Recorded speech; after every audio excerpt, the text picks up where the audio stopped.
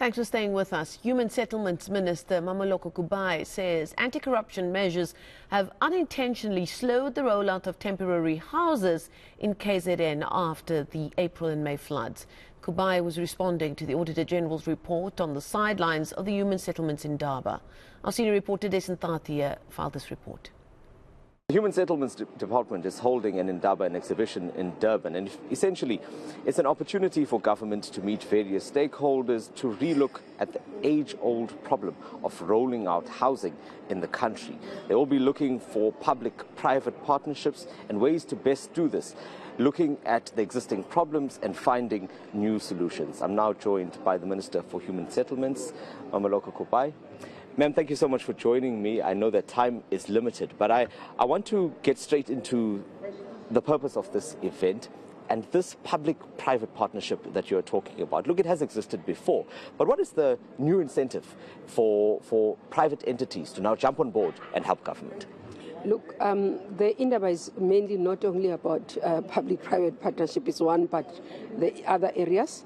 We've got civil society here, because we do have challenges in communities where you find projects being disrupted and also not involvement of communities much. We've got academia that is here, who are sharing with us in terms of the research and development, in terms of alternative technologies that exist that we can be able to look at.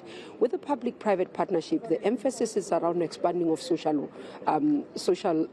housing, where we could be able to ensure that we expand in terms of the work.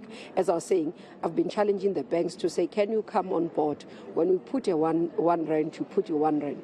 And this we believe because we want to focus more on providing for bulk infrastructure. So if we are to provide bulk infrastructure support, then they provide, for example, support for the SMMEs. It will come a long way.